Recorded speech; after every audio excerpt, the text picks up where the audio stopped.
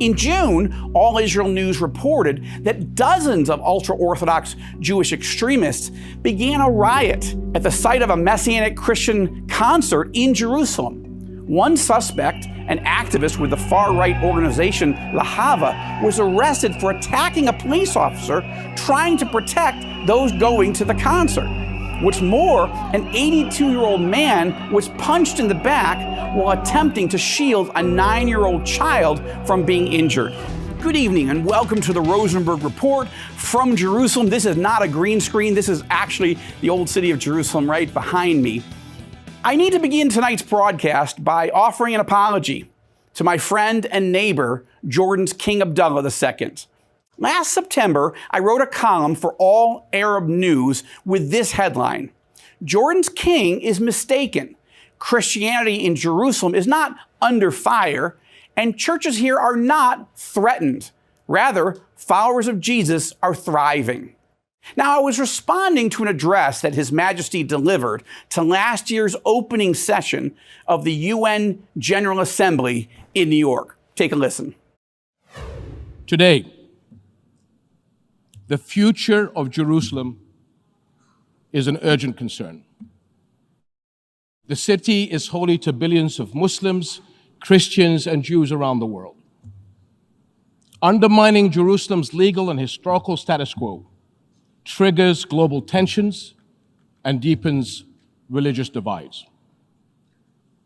The holy city must not be a place for hatred and division. As custodians of Jerusalem's Muslim and Christian holy sites, we are committed to protecting their historical and legal status quo and to their safety and future. And as a Muslim leader, let me say clearly that we are committed to defending the rights, the precious heritage, and the historic identity of the Christian people of our region. Nowhere is that more important than in Jerusalem. Today, Christianity in the holy city is under fire. The rights of churches in Jerusalem are threatened. This cannot continue. Christianity is vital to the past and present of our region and the Holy Land. It must remain an integral part of our future.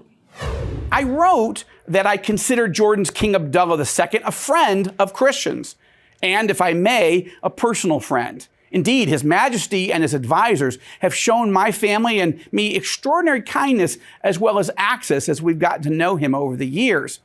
But I also noted at the time that I was genuinely shocked by the king's address and his assertion that Christianity in the Holy Land was under attack. Now, in the column, I conceded that there have been occasional attacks on Christians here, but argued that they didn't appear to me to be part of a trend that should merit discussion before the United Nations. But as I've studied the issue more closely and as events have unfolded over the past year, I have to say the king was right and I was wrong.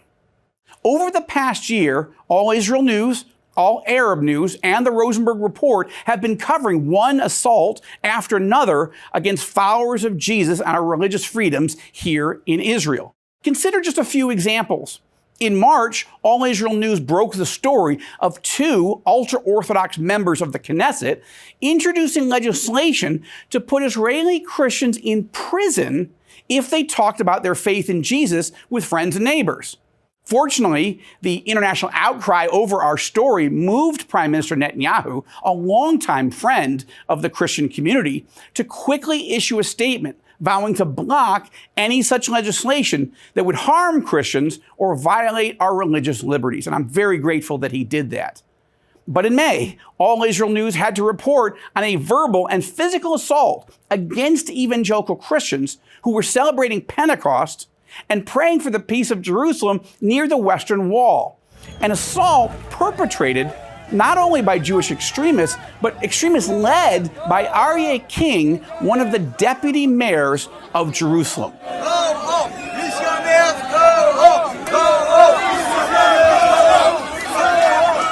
Now, again, this is not Netanyahu's fault, but this was a serious development.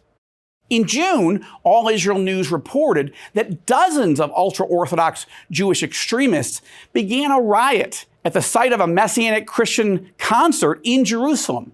One suspect, an activist with the far-right organization Lahava, was arrested for attacking a police officer trying to protect those going to the concert.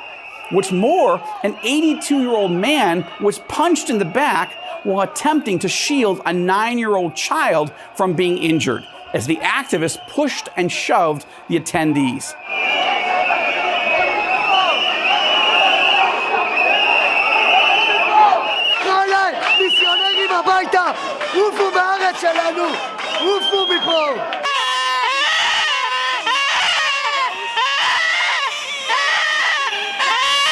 According to other coverage, such as the Jerusalem Post and Ynet News here in Israel, Jerusalem Deputy Mayor Aryeh King and Lahava founder Bentzi Gopstein both participated in the riot.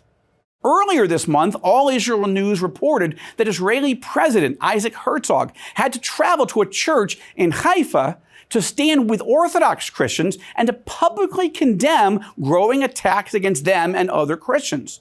Quote, "In recent months, we have seen very serious phenomena toward the Christian communities in the Holy Land," Herzog said. "Our brothers and sisters, Christian citizens, feel attacked in places of worship, in cemeteries, and on the street. I view this phenomenon as very serious. It is unacceptable under any circumstances. This phenomenon needs to be uprooted, and I'm very grateful to the Israeli police and the law enforcement agencies for taking this issue seriously. Amen, and thank you, President Herzog, for speaking out and even traveling up to a church to speak out on this issue." But now a new crisis has erupted. All Israel News reported last week that Israel's Interior Ministry has turned against pro-Israel evangelical organizations who are operating here, denying their staffs clergy visas that they've routinely been issued for the past 40 years. Dr. Jürgen Buehler is president of the International Christian Embassy, Jerusalem, a group that has helped over 180,000 Jews emigrate here to Israel over the years. And they also hold the biggest annual pro-Israel conference in the country every September during the Feast of Tabernacles. Now, Dr. Buehler told me that the situation we face at the moment with the Ministry of Interior is unprecedented.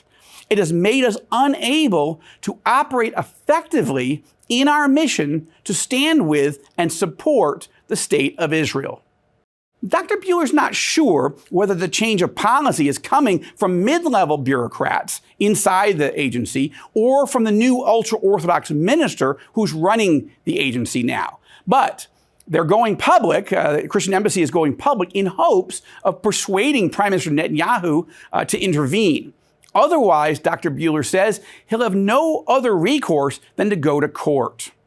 What's driving this real and growing assault against Christians and Messianic Jews here in Israel? Sadly, it's coming from extremist members of the ultra-Orthodox community who don't see Christians as friends and allies, but as enemies and a threat. Why are these attacks spiking now?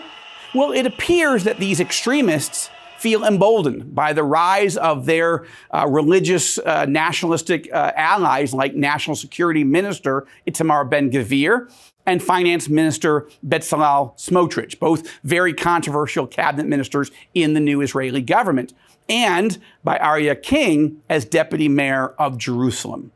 So, what can be done? Well, I ask you to join me in praying for the Lord to protect Christians and churches here in Jerusalem and throughout the Holy Land, and to move in the heart of Prime Minister Netanyahu to intervene, making it clear to every member of his coalition that he has a zero-tolerance policy for attacks against Christians and will impose serious consequences for those who violate this policy. Knowing Netanyahu's deep respect for Christians, I feel confident that he will step in, just as President Herzog has just done. But we need Netanyahu to act now. For my part, I regret not seeing sooner what King Abdullah saw so clearly.